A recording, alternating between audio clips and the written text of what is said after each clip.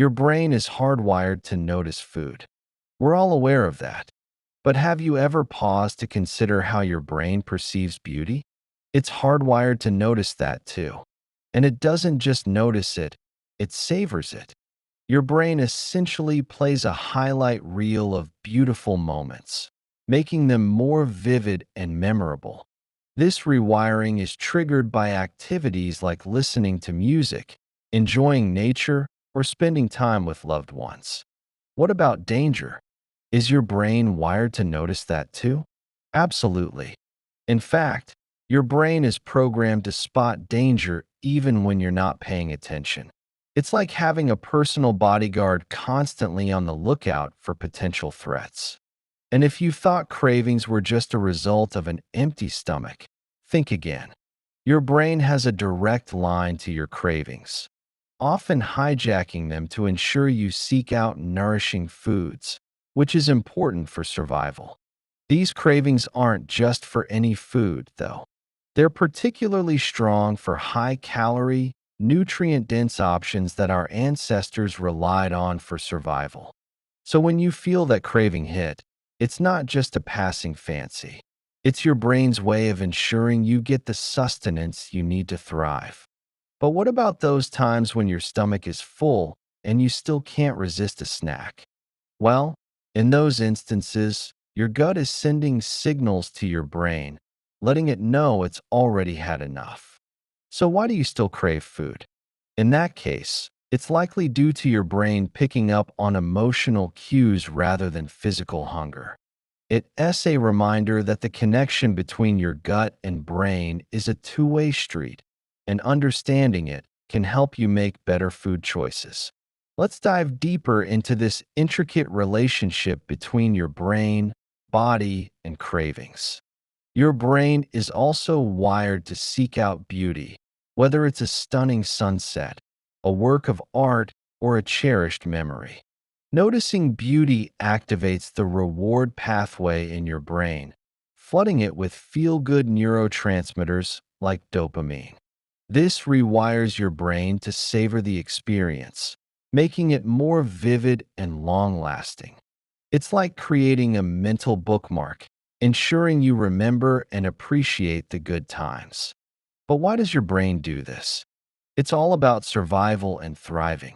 When you experience beauty, your brain associates it with pleasure and positive emotions.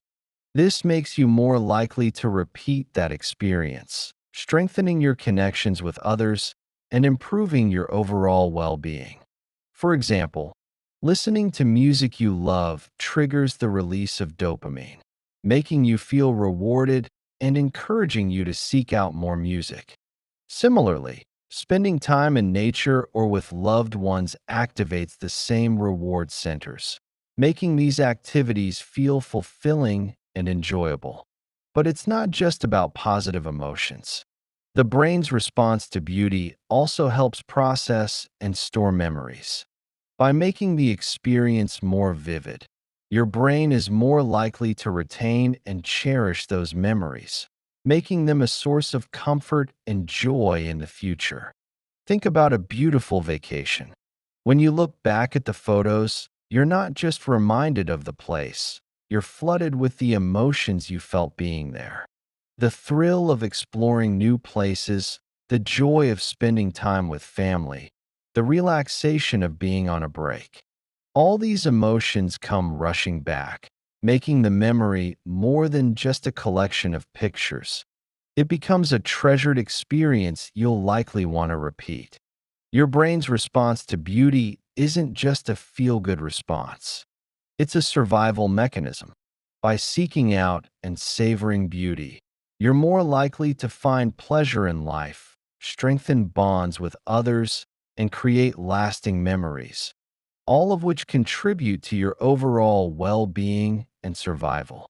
Now let's shift gears to another aspect of your brain's wiring, its ability to detect danger. Your brain is hardwired to notice danger. It's like having a personal bodyguard constantly scanning the environment for potential threats. This is thanks to the amygdala, an almond-shaped structure deep within your brain. Its primary role is to scan for threats, keeping you alert and prepared to respond quickly to potential danger. The amygdala doesn't need your conscious attention. It works tirelessly in the background, processing visual and auditory information to keep you safe. For example, if you're walking down a dark street and a loud noise startles you, your amygdala kicks into gear. It sends signals to other parts of your brain, triggering the release of stress hormones like adrenaline and cortisol. These hormones prepare your body to fight or flight, giving you a burst of energy to run away from the perceived danger or confront it head on. But why does your brain have this hardwired response to danger? It's all about survival. From an evolutionary standpoint, being able to detect and respond quickly to threats is crucial for staying alive. The amygdala, with its tireless scanning and lightning-fast response, ensures that you're always ready for whatever might come your way. However, sometimes your amygdala can go into overdrive, triggering a stress response when there's no real danger. This can happen due to various factors such as anxiety, past traumatic experiences, or even certain medical conditions. In these cases, the constant state of alertness can be overwhelming and debilitating. It's essential to manage such situations with the help of a mental health professional who can guide you through techniques to calm the amygdala and restore a sense of safety and security. But the story doesn't end there. Your brain's response to danger is also influenced by your emotions. If you approach a situation expecting danger, your amygdala is more likely to perceive a threat, even if there isn't one. This highlights the interconnectedness of your brain's various regions and the importance of managing your emotions to maintain overall well-being. Your brain is also wired to crave food, specifically high-calorie, nutrient-dense options. This craving isn't just a result of an empty stomach or a passing fancy. It's a hardwired response designed to ensure your body gets the nourishment it needs to survive. But why does your brain crave these specific types of foods? It all boils down to evolution. Our ancestors lived in environments where food was not always readily available. They had to go out and find their food, and it wasn't always easy. Over time, this created a hardwired response in our brains to seek out and consume foods that provided the most calories and nutrients in the least amount of time and effort. This is why you might feel a sudden craving for something like chocolate or ice cream. These foods are high in fat and sugar, providing a quick influx of calories that our bodies have learned to associate with nourishment and satiety. It's your brain's way of ensuring you get the fuel you need to stay energized and focused, whether you're chasing after a meal or trying to meet a deadline. But the craving doesn't end there. Your brain also responds to emotional cues, not just physical hunger. When you're feeling stressed or bored, your brain might trigger a craving as a way to seek comfort or distraction. This is why you might find yourself wanting to eat more during stressful times or when you're feeling down. It's not just because you're sad or stressed. It's your brain's way of trying to find a temporary escape from those feelings.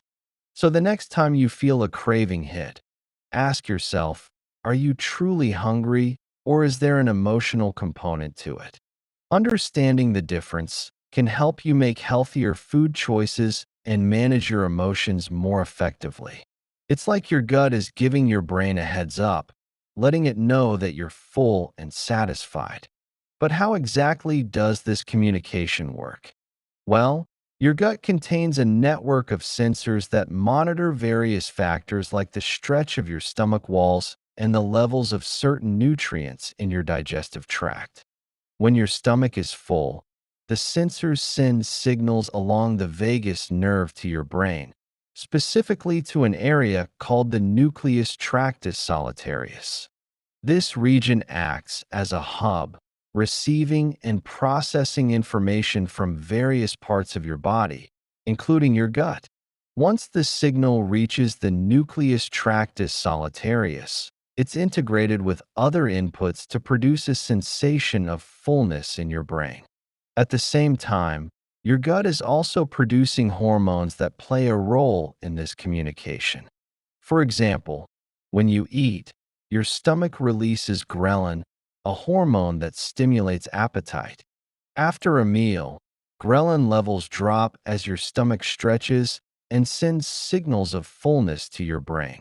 Other hormones like leptin and cholecystokinin are released in response to the nutrients in the meal, further contributing to the sensation of being full and satisfied. These signals from your gut don't just tell your brain that you're full. They also influence your mood and energy levels. Feeling physically comfortable and nourished can promote feelings of calmness and satisfaction, while an empty stomach might lead to irritability or fatigue. Understanding this intricate communication between your gut and brain helps you appreciate the complexity of your body's systems. It also highlights the importance of paying attention to your body's signals. When your gut tells you it's full, it's not just a matter of not wanting to overeat. It's your body's way of ensuring you getting the right balance of nutrients and preventing overconsumption. By listening to these signals, you can maintain a healthier relationship with food and better manage your weight and overall well-being.